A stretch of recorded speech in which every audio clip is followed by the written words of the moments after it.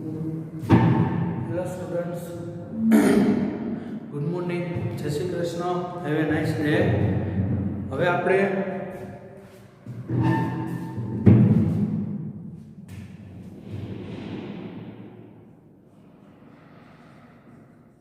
ધોરણ 9 chapter number 9 એનો આપણે અભ્યાસ કરીએ છીએ, ચાલુ હતો. તો હવે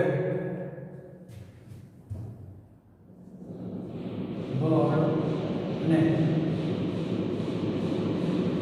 ગતિના નિયમ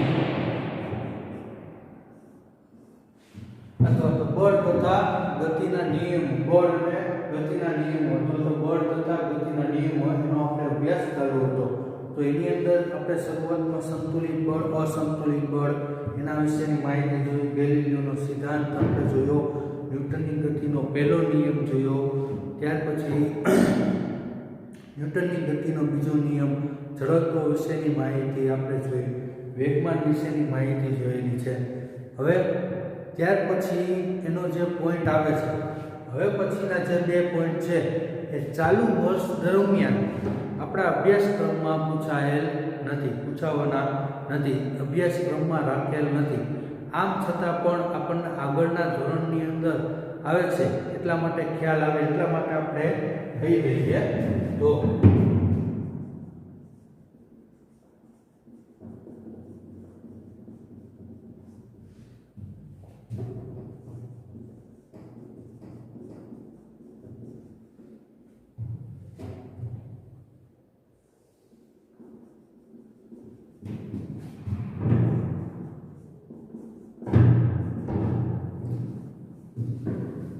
ચાલુ વર્ષ દરમિયાન અભ્યાસક્રમમાં પૂછાવાના નથી, આમ છતાં પણ આપણે કહી દઈએ.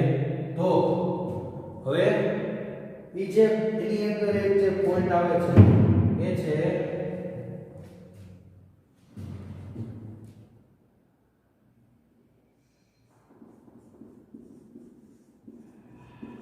ન્યૂટનની ગતિનો ત્રીજો નિયમ. એમાંનો એક જે પ્રશ્ન છે એ છે ન્યૂટનની ગતિનો ત્રીજો નિયમ.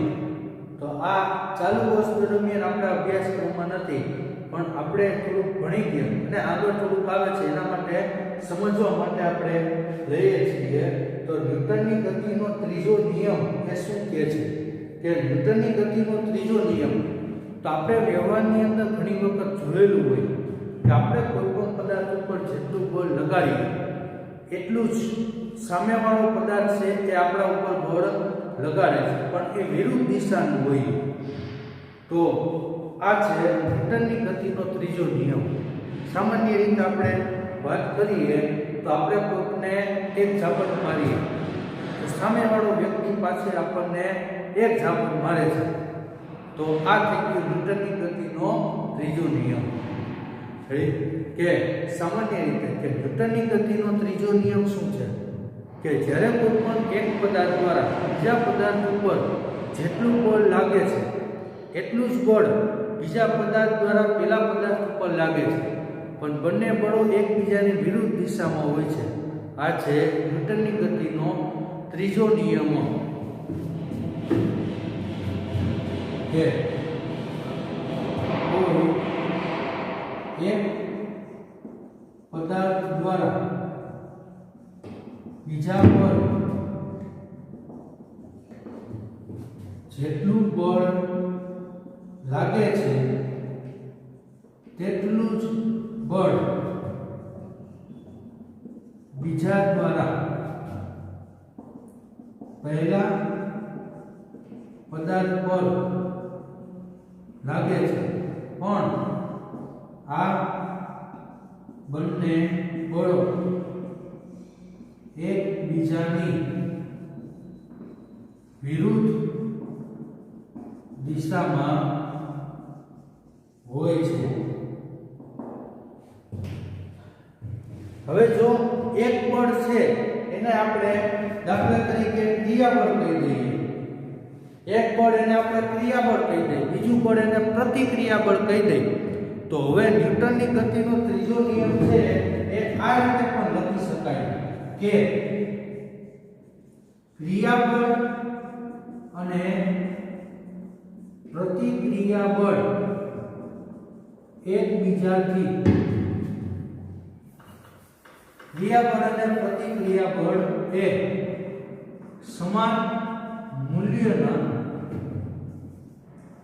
અને પરસ્પર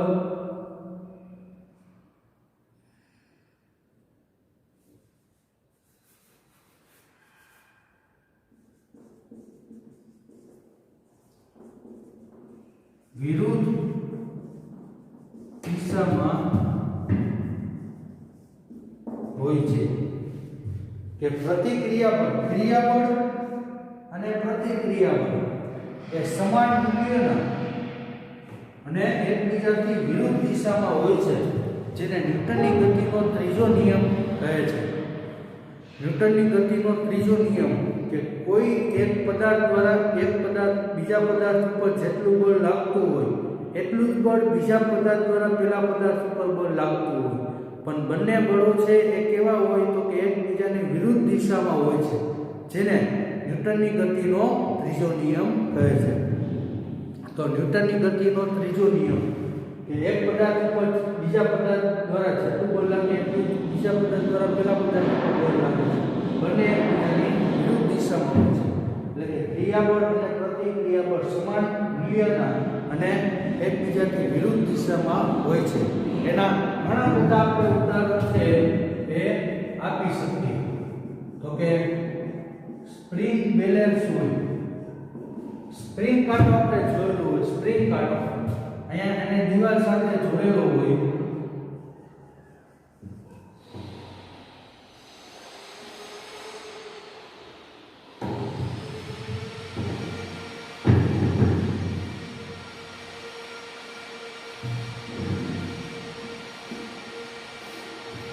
દાખલા તરીકે આપણે જે સ્પ્રિંગ કાંટો હોય બે સ્પ્રિંગ કાંટો હોય, હવે તો એની અંદર આપણે બે અલગ અલગ સ્પ્રિંગ છે.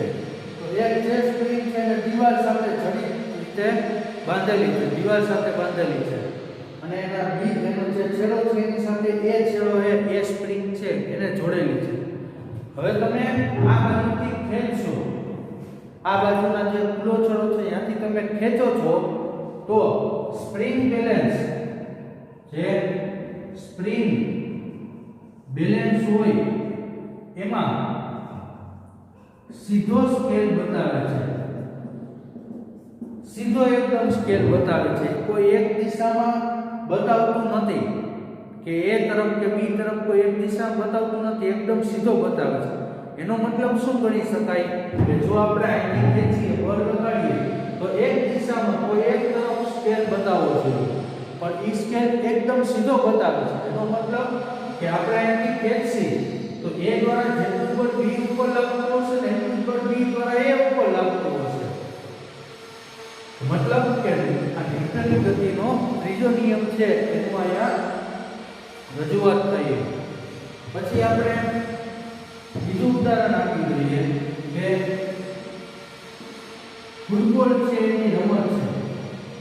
ફૂટબોલની રમત હોય તો કોઈ એક દડો છે, ફૂટબોલની રમત છે એમાં એની અંદર કોઈ એક બોલ છે. આ દાખલા તરીકે આપણે બોલ સમજી લઈએ. હવે આ બોલ ઉપર દાખલા તરીકે એક વ્યક્તિ દ્વારા આ બાજુથી બોલ લાગે, એક વ્યક્તિ દ્વારા આ બાજુથી બોલ લાગે છે, તો આ પદાર્થ દ્વારા આના ઉપર બોલ લાગશે, આ પદાર્થ દ્વારા આના ઉપર બોલ લાગે છે, તો બંને જે એને કારણે જે બોલ લગાડે છે સામે એને કારણે બંને વ્યક્તિઓ છે એને ઈજા થવાનો ભય રહે છે, કારણ કે આ પદાર્થ દ્વારા જેટલું બોલ લાગે છે એ પદાર્થ દ્વારા એટલું જ બોલ આ બાજુ લાગે છે, એટલે બંને સામે ઈજા થવાનો ભય રહે છે.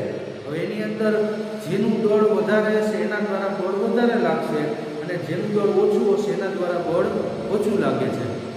તો આ બીજી બાબત થઈ ગઈ. ત્રીજી બાબત કે બળ છે એ હંમેશા જોડીમાં જ હોય, એક દ્વારા બીજા ઉપર જેટલું બળ લાગે એટલું જ બળ બીજા દ્વારા પેલા ઉપર બળ લાગતું હોય. હવે પછી એના પછી ઉદાહરણ આપી દઉં કે બંદૂકની ગોળી. હવે બંદૂકની ગોળી છે.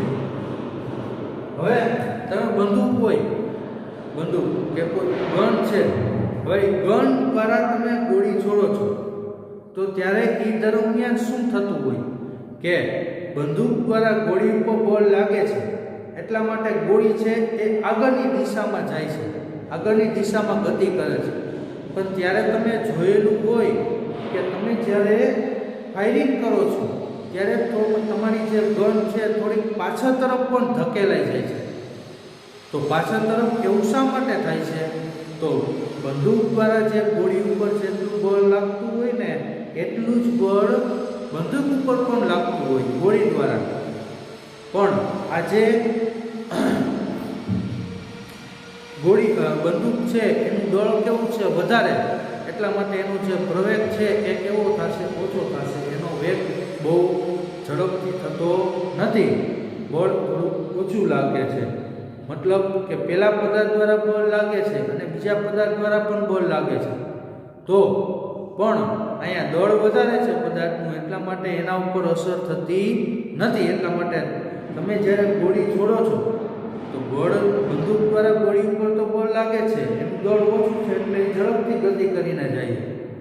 પણ હવે ગોળી દ્વારા પણ બંદૂક ઉપર બળ લાગે છે, બંદૂકનું જે દળ છે વધારે છે એટલા માટે ગતિ કરતી નથી, થોડીક પાછળ તરફ ધકેલાઈ જાય છે. ત્રીજો નિયમ. પછી ખલાસી. ખલાસી એટલે કે અથવા તો તરવૈયો. આપણે કોઈ પણ તરવૈયો અથવા તો કોઈ ખલાસી હોય, એ જ્યારે બોટ હોય તો એ બોટમાંથી કૂદકો મારે છે. બોટમાંથી જ્યારે કૂદકો મારે છે ત્યારે શું થાય છે? તો કે બોટમાંથી જે ખલાસી છે તરવૈયો એ બોટમાંથી જ્યારે કૂદકો મારે તો એ કૂદકો છે એ આગળની દિશામાં મારે છે. કૂદકો ક્યાં મારે છે? આગળની દિશામાં. તો એ દરમિયાન બોટ છે થોડીક પાછળની તરફ પણ ધકેલાય છે. થાય છે કે નથી થતું? એવું થાય છે. તો જ્યારે ખલાસી હોય એ બોટ ઉપરથી જ્યારે કૂદકો આગળની દિશામાં મારે છે ત્યારે બોટ છે થોડીક પાછળની દિશામાં ધકેલાઈ જાય છે. તો આવું શાને કારણે? તો કે ન્યૂટનની ગતિનો ત્રીજો નિયમ, કે જ્યારે કોઈ પણ એક પદાર્થ ઉપર આપણે જેટલું બળ લગાડીએ છીએ તો એટલું જ બળ એ બીજા પદાર્થ દ્વારા પેલા પદાર્થ ઉપર બળ લાગે છે. તો એને કારણે આ ન્યૂટનની ગતિનો ત્રીજો નિયમ. પછી ઘણા બધા આપણે ઉદાહરણ લઈ શકો. દાખલા તરીકે રોકેટ. તો રોકેટ જ્યારે લોન્ચ થતું હોય, રોકેટ હોય એ જ્યારે લોન્ચ થતું હોય તો ત્યારે શું થાય છે? તો કે રોકેટ જ્યારે લોન્ચ થતું હોય ત્યારે એની નીચેના ભાગેથી બળતણ હોય, એકદમ વરાળ નીકળતી હોય, તો એ વરાળ છે એ નીચેની દિશામાં ગતિ કરતી હોય. જે ફ્યુલ હોય, બળતણ પડે છે એની દ્વારા જે વરાળ નીકળે છે એ નીચેની દિશામાં ગતિ કરે છે. પણ જેટલું બળ નીચેની દિશામાં ગતિ કરે છે ને એટલું જ બળ ઉપરની તરફ લાગે છે. એટલે જેમ જેમ વરાળ નીચે જાય છે એવી રીતના એટલી જ રીતે રોકેટ છે ઉપરની દિશામાં જાય છે. રેડી? તો એની અંદર જ્યારે જેટલું બળ નીચેની તરફ લાગે છે એટલું બળ ઉપરની તરફ લાગે છે. તો રોકેટ લોન્ચ થાય છે તો એની અંદર પણ કોનો નિયમ લાગે છે? ન્યૂટનની ગતિનો ત્રીજો નિયમ. આ ન્યૂટનની ગતિનો ત્રીજો નિયમ. તો ન્યૂટનની ગતિનો ત્રીજો નિયમ વ્યવહારની અંદર ઘણા બધા એવા તમે ઉદાહરણ લઈ શકો. તો ન્યૂટનની ગતિનો ત્રીજો નિયમ શું કહે છે? કે જ્યારે કોઈ પણ પદાર્થ ઉપર એક પદાર્થ ઉપર બીજા પદાર્થ દ્વારા જેટલું બળ લાગે છે એટલું જ બળ બીજા પદાર્થ દ્વારા પેલા પદાર્થ ઉપર બળ લાગે છે. પણ આ બંને બળ એકબીજાની વિરુદ્ધ દિશામાં હોય છે. અથવા તો ક્રિયાબળ અને પ્રતિક્રિયાબળ. પેલું બળ એને ક્રિયાબળ કહી દો, બીજું બળ એને પ્રતિક્રિયાબળ કહી દો. બંને કેવા હોય? એકબીજાના સમાન મૂલ્યના અને વિરુદ્ધ દિશામાં હોય છે. રેડી? આ થઈ ગયો ન્યૂટનની ગતિનો ત્રીજો નિયમ.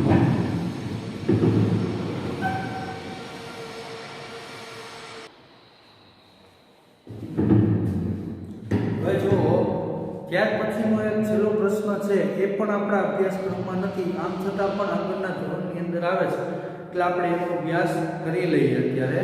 તો એના પછી આવે છે ન્યૂટનની ગતિનો ત્રીજો નિયમ હતો, ત્યાર પછી આવે છે છેલ્લો વેગમાન સંરક્ષણનો નિયમ. તો વેગમાન સંરક્ષણ એટલે શું? તો કે એનું મૂલ્ય અચળ રહેતું હોય. કોનું? તો કે વેગમાન સંરક્ષણનો નિયમ. તો કે વેગમાનનું મૂલ્ય અચળ રહેતું હોય. ક્યારે? તો કે કોઈ પણ આંતરક્રિયા થતી હોય, કોઈ પણ ક્રિયા થતી હોય ત્યાર પછી, તો એ ક્રિયા પહેલા અને ક્રિયા પછી વેગમાનનું મૂલ્ય અચળ રહેતું હોય તો એને વેગમાન સંરક્ષણનો નિયમ કહેવાય. જો ઊર્જા સંરક્ષણ હોય તો ઊર્જાનું સંરક્ષણ થતું હોય તો એને ઊર્જા સંરક્ષણનો નિયમ કહેવાય. તો અહીંયા આપણે વેગમાન સંરક્ષણનો નિયમ છે. તો વેગમાન સંરક્ષણના નિયમની અંદર તો અહીંયા શું થાય છે? ક્રિયા આપણે શું થાય છે? તો કે અથડામણ પહેલા, એટલે કે જો કોઈ બે પદાર્થ છે, કોઈ બે પદાર્થ એ રસ્તા ઉપર ગતિ કરે છે. હવે દાખલા તરીકે બે પદાર્થ છે એ ગતિ કરે છે, બંને પદાર્થના વેગ એ અલગ અલગ છે, બંને પદાર્થના વેગ અલગ અલગ છે. તો એ રસ્તા ઉપર ગતિ કરે છે તો એક સમય એવો આવે છે કે બંને પદાર્થ છે એ અથડાઈ જાય છે. બંને પદાર્થ શું થાય છે? અથડાઈ જાય. અને અથડામણ પછી પણ બંને પદાર્થ છે એના વેગ છે બદલાઈ જાય છે. તો અથડામણ પહેલા એના વેગ અલગ હતા અને અથડામણ પછી પણ એના વેગ છે શું છે? અલગ અલગ છે. બંને પદાર્થનું દળય અલગ છે, બંને પદાર્થના વેગય અલગ છે અને એ બંને પદાર્થનું શું થાય છે? અથડામણ થાય. તો અથડામણ થાય એટલે શું થાય? સ્વાભાવિક છે બંનેના વેગ શું થાય? બદલાઈ જાય છે. દાખલા તરીકે કોઈ ગાડી હોય કે રસ્તા ઉપર ગાડી જતી હોય, રસ્તા ઉપર શું થતું હોય કે કોઈ એક કાર જાય છે, એની પાછળ એક ખટારો જાય છે કે બસ જાય છે. તો હવે બસ આગળની જે કોઈ પણ વાહન છે એની ઝડપ છે એ કંઈક અલગ હોય, પાછળથી કોઈ વાહન આવે છે તો એની ઝડપ અલગ હોય. તો આગળ જે વાહન ગતિ કરે છે એની ઝડપ ઓછી હોય, પાછળથી જે વાહન આવે છે એની ઝડપ વધારે હોય. તો એક સમય એવો આવે છે કે શું થાય છે કે દાખલા તરીકે જો પાછળવાળું વાહન છે એ આગળવાળા વાહન સાથે અથડાઈ જાય, પાછળવાળું વાહન આગળના વાહન સાથે અથડાઈ જાય તો શું થાય છે કે એ પછી બંને જે પદાર્થ છે એનો વેગ શું થાય? બદલાઈ જાય છે. તો અહીંયા પણ આવી જ ક્રિયા થાય છે કે જો અહીંયા m1 દળ ધરાવતો પદાર્થ છે, m1 જો અહીંયા m1 દળ ધરાવતો પદાર્થ છે, પેલો પદાર્થ a છે, એનું દળ કેટલું છે? m1 અને એનો શરૂઆતનો વેગ અથડામણ પહેલાનો વેગ કેટલો છે? u1. પછી બીજો પદાર્થ છે b, એનું દળ કેટલું છે? m2 અને એનો શરૂઆતનો વેગ કેટલો છે? u2. હવે એક સમય એવો આવે છે કે બંને એકબીજા સાથે અથડાઈ જાય છે. તો અથડામણ દરમિયાન શું થાય છે? તો કે બીજા પદાર્થ દ્વારા જેટલું બળ પેલા પદાર્થ ઉપર લાગે છે એટલું જ પેલા પદાર્થ દ્વારા બીજા પદાર્થ ઉપર બળ લાગે છે. તો બંને પદાર્થ ઉપર એકબીજા ઉપર બળ લાગે છે તો શું થાય? તો કે બંને પદાર્થના વેગ જે બદલાઈ જાય છે.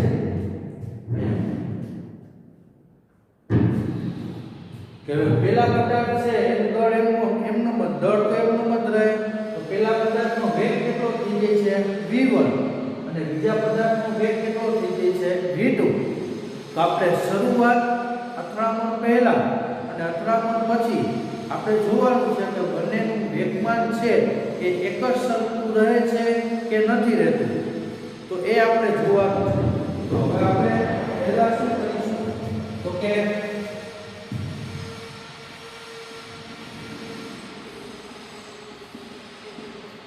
પહેલા આપણે અથડામણ પહેલાની સ્થિતિ આપણે લખી લઈએ. શું અથડામણ પહેલા? તો અથડામણ પહેલા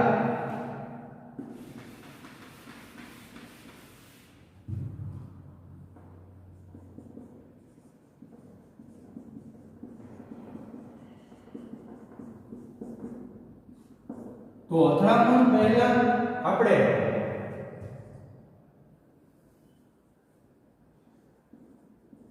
પદાર્થ A નું વેગમાન, પદાર્થ A નું વેગમાન, તો અથડામણ પહેલા પદાર્થ A નું વેગમાન એટલે આપણે એને શું કહી દઈએ? તો કે PA કહી દઈએ. પદાર્થનું વેગમાન એટલે એને તમે પીએ કહી દો. વેગમાન એની સંજ્ઞા છે p અને એ પદાર્થનું વેગમાન છે એટલે pa.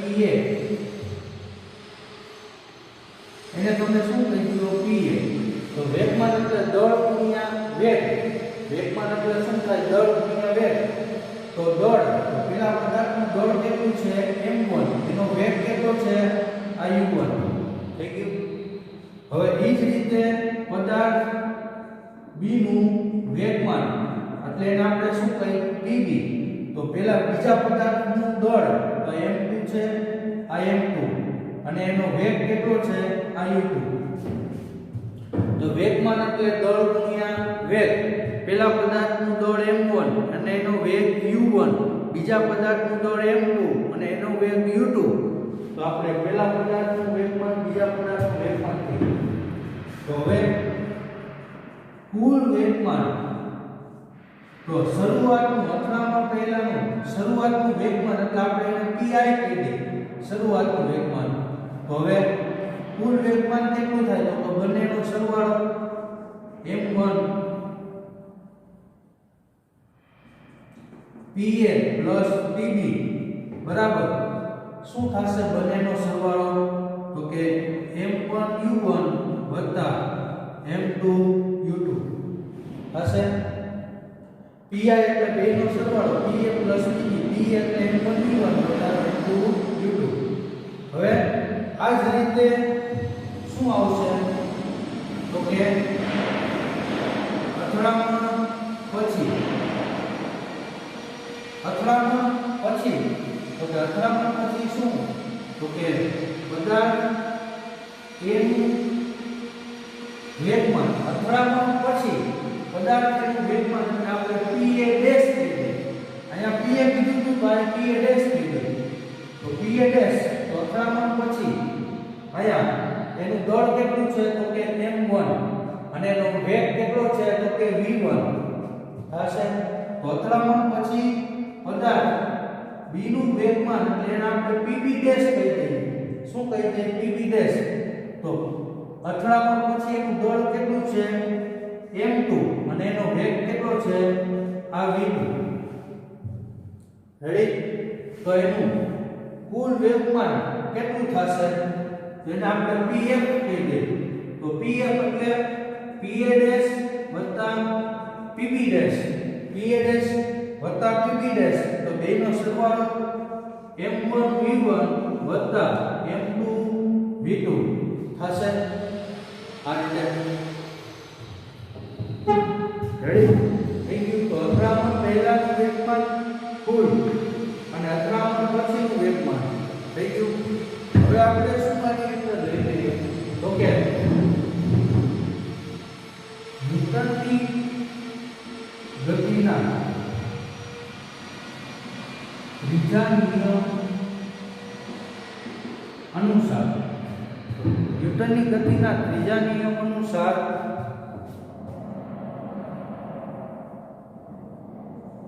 એ પદાર્થ પર બી પદાર્થ દ્વારા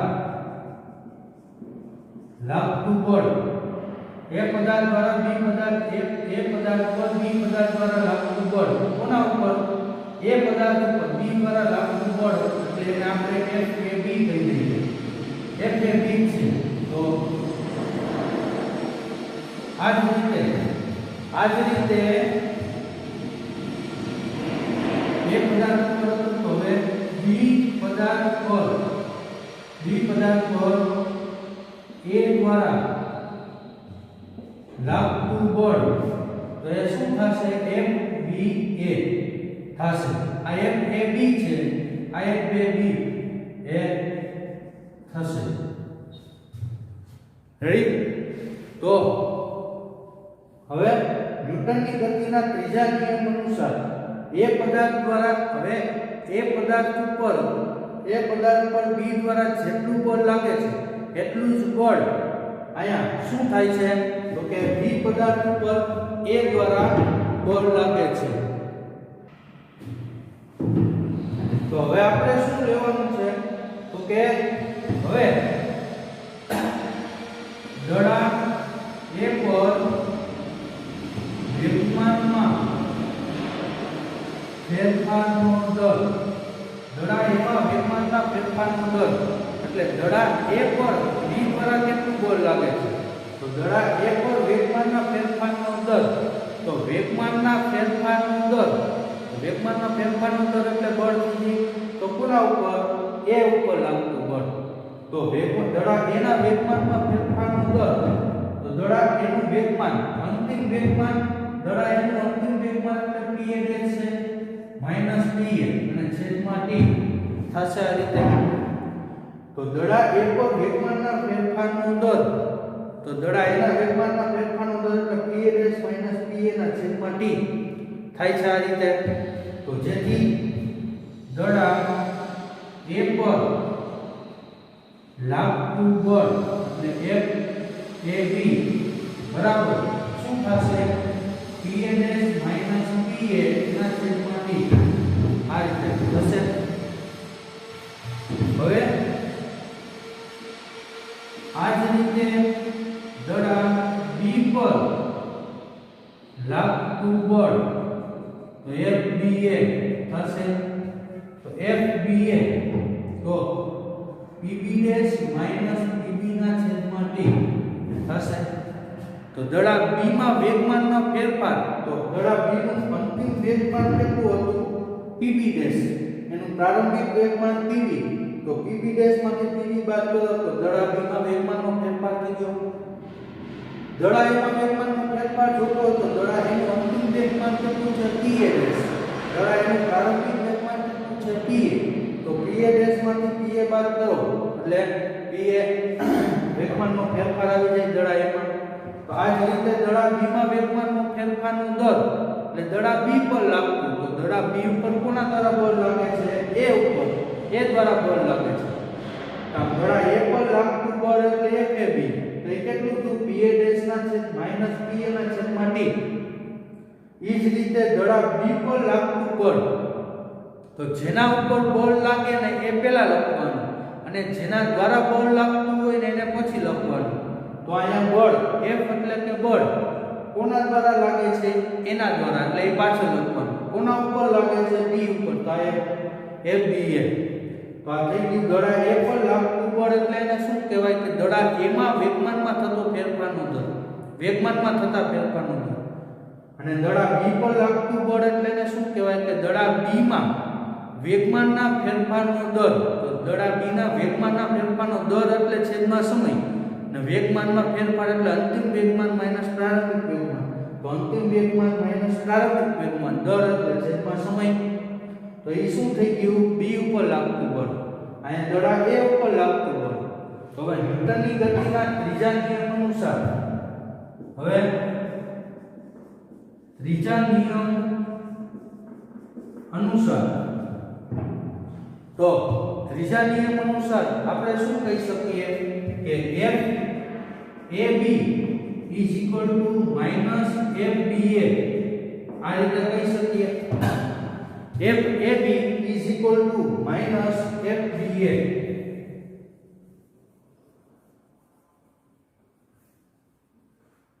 જો આ FAB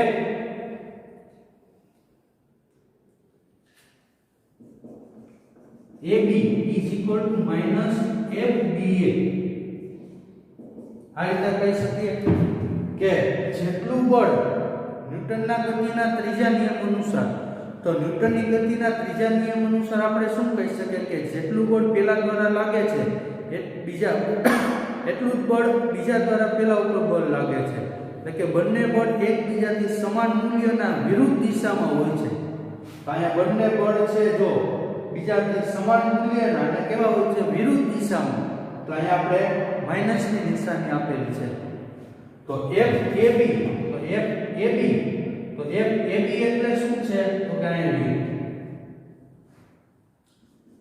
PA dash minus PA એના છેદમાં t બરાબર PB ડેશ માઈનસ એનું PB ડેશ માઈનસ PB એના છેદમાં t આવશે. હવે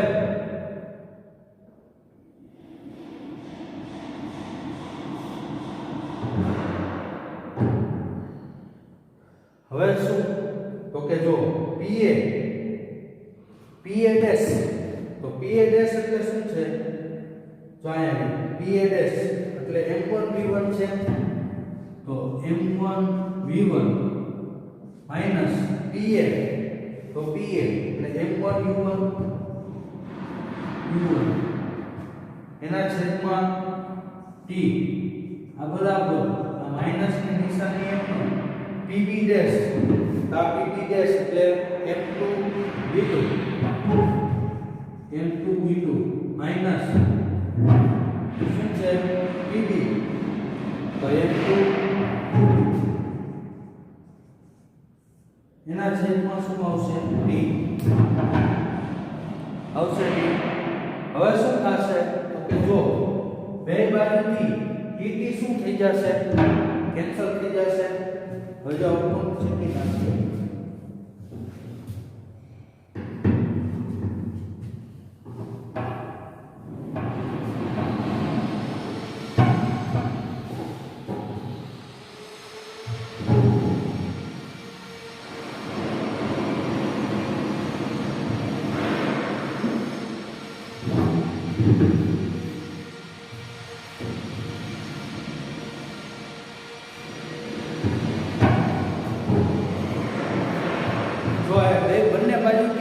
સમાન છે એટલે dt કેન્સલ થઈ જશે.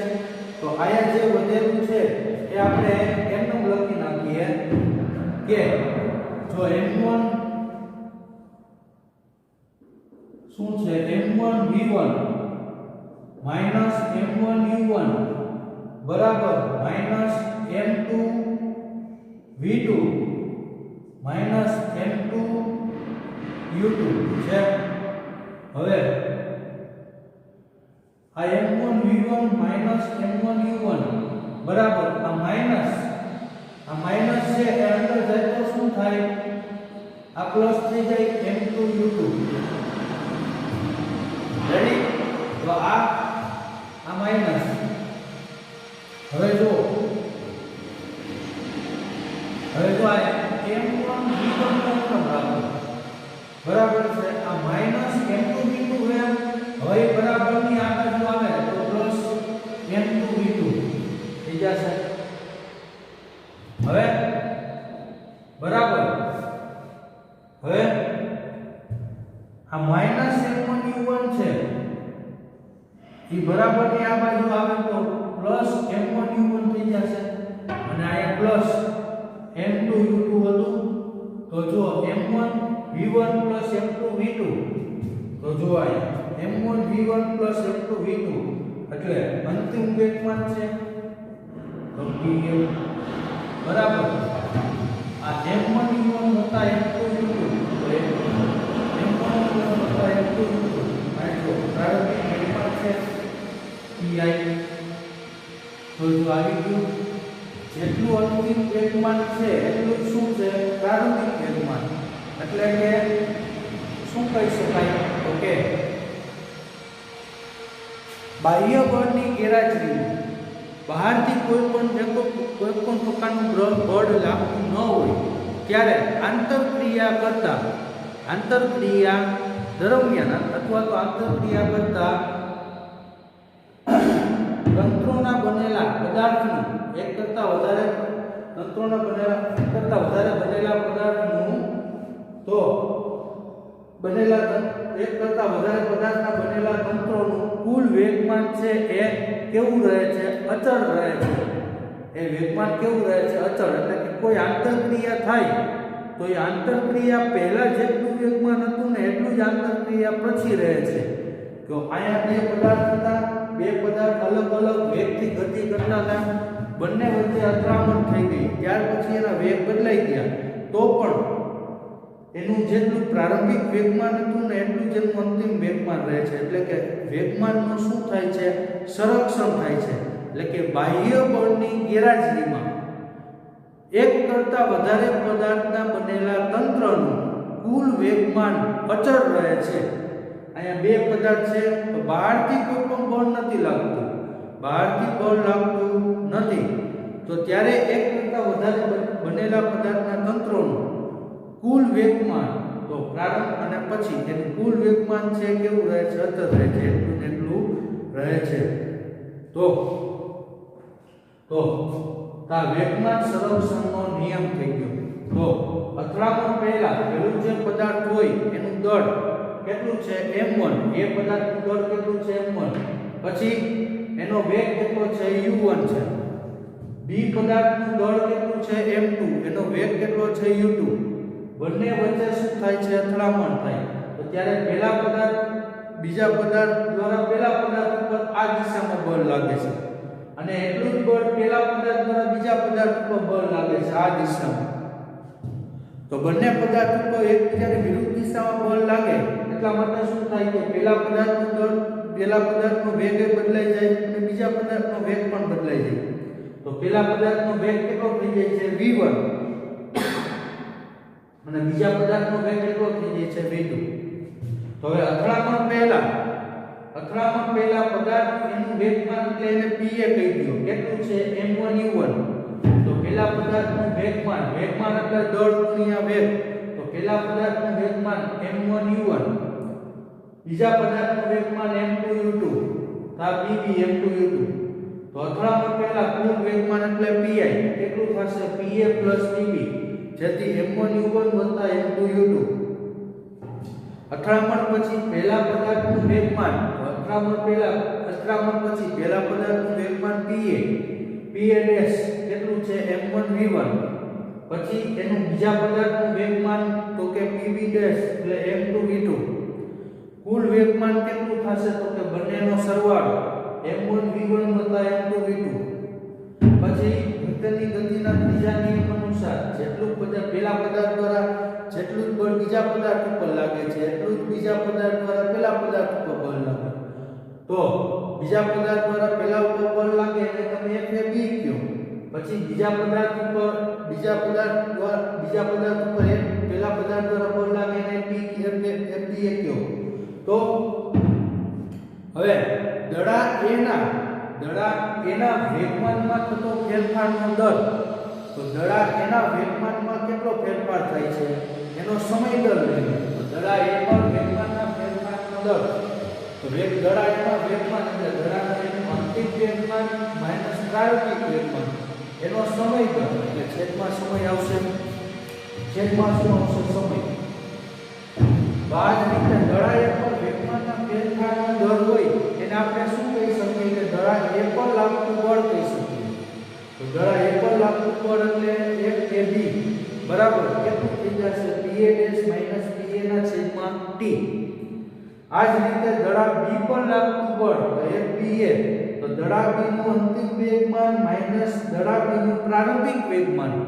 તો દડા b નું અંતિમ વેગમાન એટલે આ pb ડેશ, એનું પ્રારંભિક વેગમાન એટલે pb. તો pb ડેશ માઈનસ pb એના છેદમાં t. હવે ન્યૂટનની ગતિના ત્રીજા નિયમ અનુસાર FAB બરાબર માઈનસ FBA. એટલે જેટલું બળ પહેલા ઉપર બીજા દ્વારા લાગે છે એટલું જ બીજા ઉપર પહેલા દ્વારા લાગે છે, પણ બંને એકબીજાથી વિરુદ્ધ દિશામાં હોય છે. આ વિરુદ્ધ દિશા એટલે માઈનસ. હવે FAB FAB છે અહીં લખી નાખો. તો FBA ડેશ માઈનસ PA ના છેદમાં t બરાબર PB ડેશ માઈનસ PB એના છેદમાં t.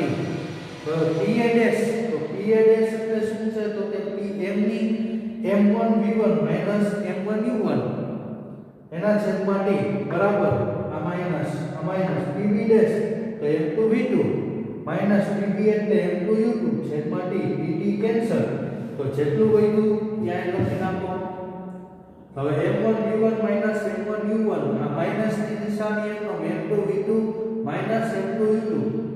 હવે આ માઈનસ છે એ ઓલી બાજુ આવે બરાબર. હવે માઈનસ છે એ અહીંયા માઈનસ છે. હવે એ શું થશે? બદલાઈ જશે. તો m1 v1 minus m1 u1 બરાબર minus m2 v2 plus m2 u2 થઈ જશે. હવે આ માઈનસ છે ઓલી બાજુ આવે તો પ્લસ થઈ જાય. આ માઈનસ આ બાજુ આવે તો પ્લસ થઈ જાય. તો m1 v1 આ માઈનસ m2 v2 આ બાજુ આવે તો શું થઈ જાય? પ્લસ. આ માઈનસ m1 u1 ઓલી બાજુ જાય તો શું થઈ જાય? પ્લસ. m1 u1 વત્તા m2 u2.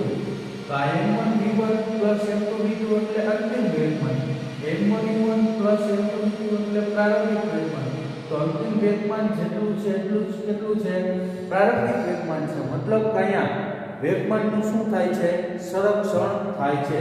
તો વેગમાન સંરક્ષણનો નિયમ થઈ ગયો. વેગમાન સંરક્ષણનો નિયમ